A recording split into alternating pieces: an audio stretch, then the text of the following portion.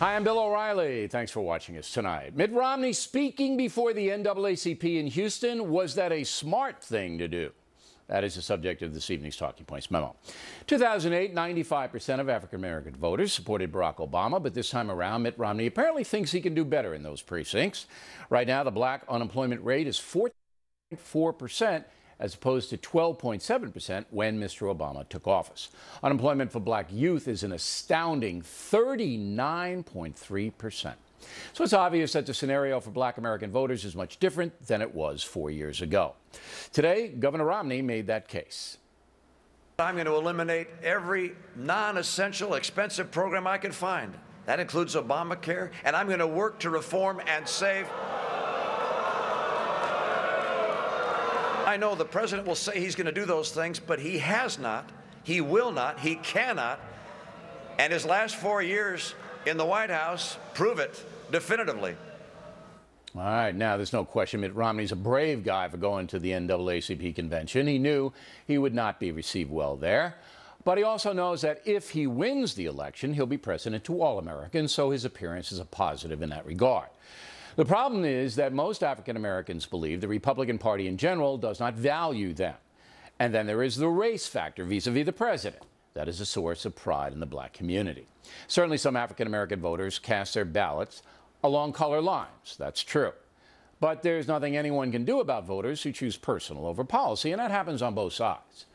The good news for Mr. Romney is that African Americans will not decide the presidential election this year. As many analysts believe, fewer of them will vote for Barack Obama this time around. Because of the bad economy and because the president has not actively supported black special interest groups, some blacks will walk away. By the way, Mr. Obama has largely kept his promise to be a colorblind president.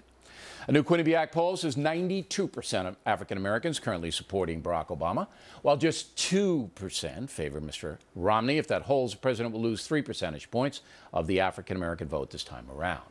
But far more important to Mitt Romney is the woman vote. And we'll get to that in our next segment with Dick Morris. So summing up, Mitt Romney brave to go to the convention in Houston. Not going to change many hearts and minds. But the symbolism of him being there is a positive thing. By the way, President Obama is not going to the N.A.A.C.P. meeting himself. He is sending Vice President Biden. And that's the memo. Now for the top story tonight, reaction with us, Dr. Mark Lamont Hill, now the host of the Huffington Post Live deal on the internet. All right, where am I going wrong here? Everywhere. First of all, everywhere. Everywhere. Everywhere. First of all, Mitt Romney's not brave for going to the N.A.A.C.P. convention. He had to do it. Why? If he doesn't go, then he gets trashed in the press. He gets trashed by. He got trashed there. He's going to get trashed in the press anyway. You're going to trash him right now. I'm not trashing him. I do disagree with most of what he said, but I don't give him kudos for going. Why? My thing is go there and offer a positive message. He didn't seem statesmanly. He seemed bitterly partisan. There was no need to go after President Obama. Say what your message is. Say what your agenda is, and say what your vision is for black America. You don't have to beat up on President Obama. That's why he got booed. Well, I mean, I think he told the truth. He's going to try to repeal Obamacare. You don't want to be patronized. You want the man to tell you the truth, right? Didn't you admire that candor? I appreciated his candor. Okay, good. That's number one. Number two, most of the governor's campaign is that he can regenerate the economy and Barack Obama cannot. That's his campaign. Yeah, but as a strategic move going into the N.A.A.C.P. convention, beating up on the most popular president, and by the way, the first and only black president in American history doesn't win. Why should it matter if Mitt Romney wants to talk economics, and certainly the economics say that the African-American community is suffering more than the rest of America? Why can't he make those points there? I think you can make the point without making it personal. Why? It's Barack Obama's policies are hurting African-Americans. I'm happy he did it that way because he's only alienated black voters further. But I want to understand. Here, look, I'm trying to understand this. Okay. I'm an African-American voter. All right? The economy is bad for me and worse for my people than it is for other people. Right, as it always has been. All right, but it's astoundingly bad for black youth. It has never been this bad, almost 40% unemployment. So that's not true, but go ahead. Yeah, it is. What are we talking? The Great Depression? Black teenage unemployment in the Bush administration was also in double figures. It wasn't double figures. This is 40%. It was 38.5. The point of the matter is that Mitt Romney brought his message, the same message that he brings to everybody, to the black community. Right. And you're telling me he should change the message because they're black. That sounds like it's some kind of race deal. No, I'm not saying change the message. Yes, you just did. I'm saying change the delivery. What delivery? You can say, for example, he started a speech by saying, I got a phone call from President Obama congratulating me on the nomination and saying that he looked forward to having a vigorous debate and a respectful debate about the American people. President Obama has failed on that promise.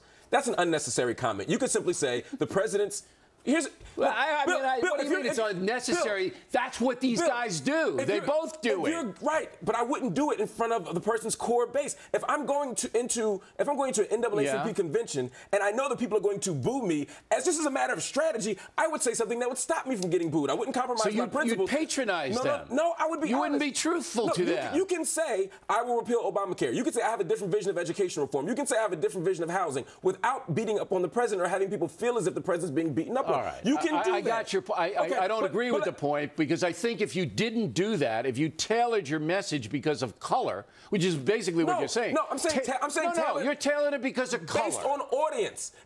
What color is the audience? No, but I'm not saying based it on color. If it were the N.R.A., I would say tailor your message. If it were a workers' union, I'd say tailor your message. All right, don't compromise your principle, but don't. So you're telling me that if President Obama speaks before a largely white audience, conservative audience, all right, say evangelicals, all right, you shouldn't say don't cling to religion and guns. So because no. President Obama should not point out Mitt Romney's failings as a white politician. No, that's not what I'm saying. I'm saying that if I were going to the Mormon church, I might make a different message than I would if I were going to people from Bain Capital.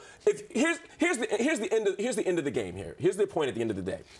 If you give up a speech and people are booing you, it probably wasn't an effective speech. You don't need a political science degree to know that. If people are booing you at the end of the day, you probably didn't do your job. All right, but I don't know. Let's talk about the substance of the speech. I don't know if anybody running against Barack Obama wasn't going to get booed in a situation if the person told the truth. I disagree. He opposes the president's policy. Then talk about the policy. He did. But let's talk. Said I'm going to repeal Obamacare. But let's speak specifically about the policy. He was very specific. What I'm trying to do is usher you into a more substantive conversation right now, Mr. O'Reilly. You're not seeing what really happened. I did see. I saw the whole speech. I just disagree with you.